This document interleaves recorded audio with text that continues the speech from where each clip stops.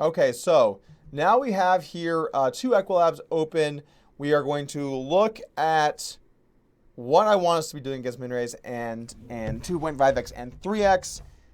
And let's talk about some of the differences between the range. So for starters, let's talk about what I closed out the last video with.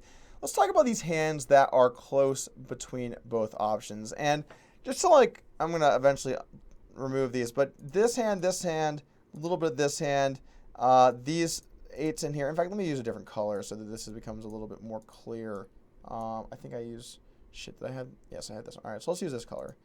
So this one, these, and then maybe even some of these around here and some of these around here. So all of these, including these, everything in yellow, I think can be a, let me actually this one as well. All right, so everything in yellow, I think, can be a 3-bet some of the time and flat some other of the time. Now, what I've done here is the decision that I think is better between the two. I've highlighted it as being the decision. But there is merit in taking the 3-betting line with some of the flats and vice versa.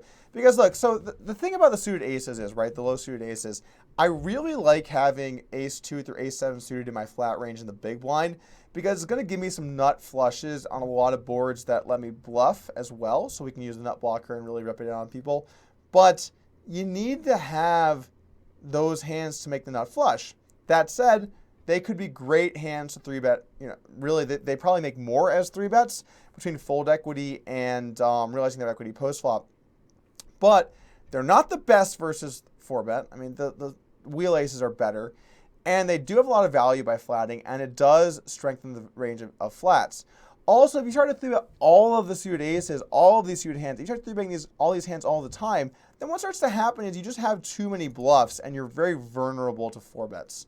So I would say hands like ace 10, king jack, queen jack, I'd say mainly flat. You can maybe occasionally 3-bet like a fourth of the time or half the time or something. All of these suited hands, I generally would recommend always 3-betting these lower suited ones. I think that they're really nice 3-bet bluffs.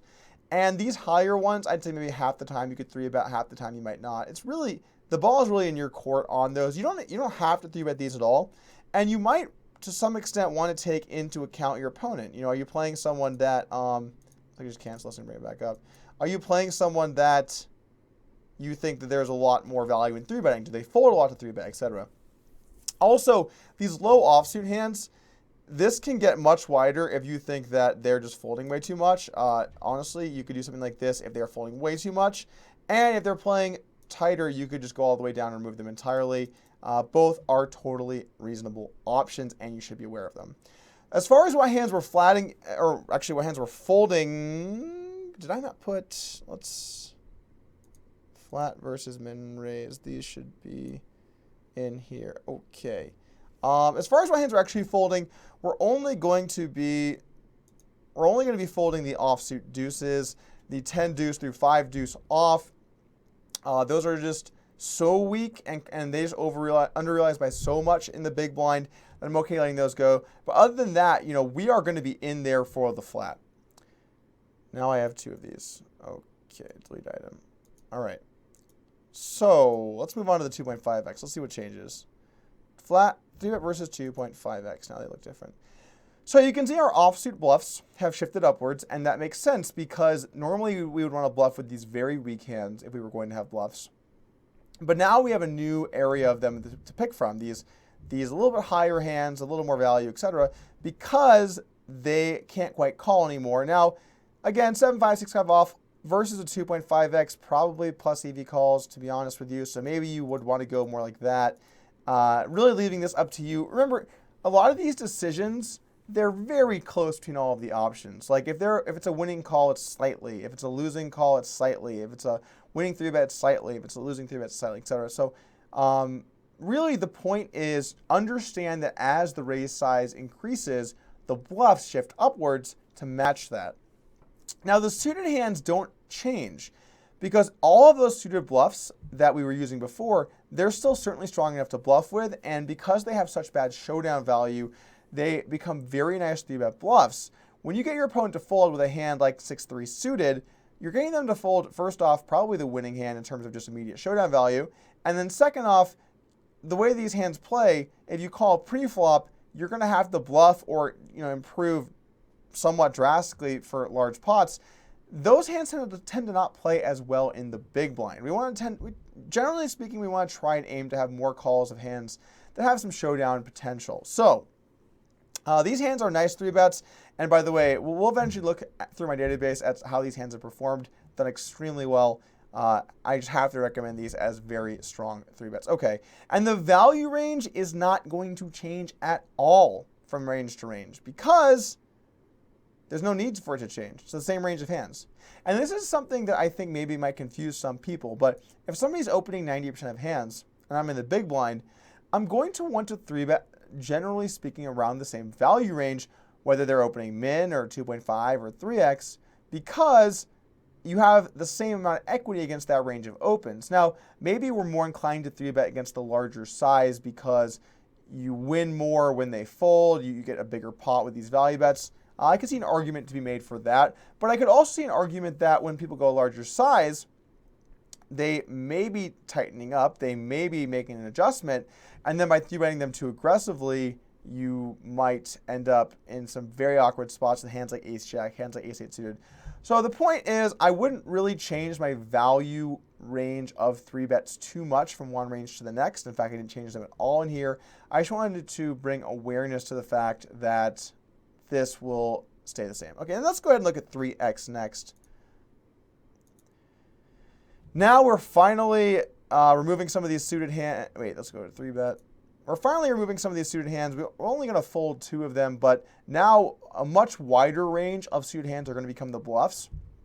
And because they perform so much better than the offsuit hands, where there once was a lot of these offsuit connected hands as our bluff 3-bets, we only have one now, and more of these suited hands will take the place of these hands. Now, these 3-bet ranges are all, I would say, slightly aggressive.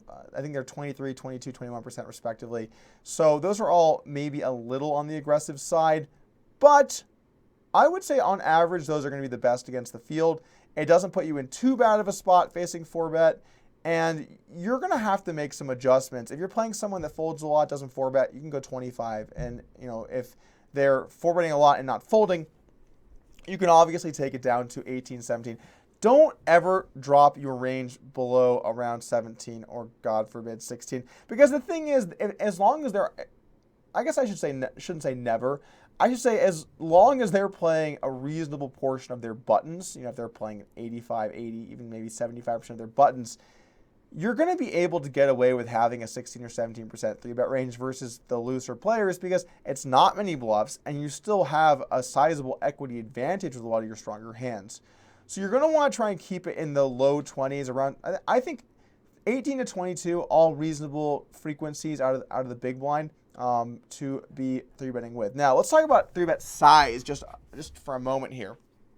3-bet size has a lot to think about, such as stack depth, such as player tendencies. But in general, I would say you want to go about 3.5x their raise. If they've been raised, I don't mind going more like a 4x. But, if I had to just write these down quickly just to give you guys sort of a rough guideline, I would say if they go 2x, I'd like to go something like 7.5x versus 2.5x. I like to go something like 9x, and versus 3x, I like to go something like 11x. Something along these lines. You can go a little bit bigger, you can go a little bit smaller. You can tailor it to your opponent. You can make it smaller versus people that play tighter. You can make it larger against people that play looser. Those are reasonable. You can also make some small adjustments based on stack depth. Historically, I've always been someone that doesn't as much value that as a reason to change size because I think the direct odds are the most important thing.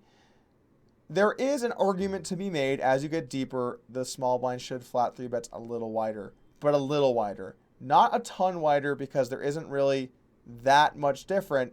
They can just win slightly more money than they could before. So I'd recommend these sizes approximately, and I think that just about does it for what we are going to be defending in the big blind.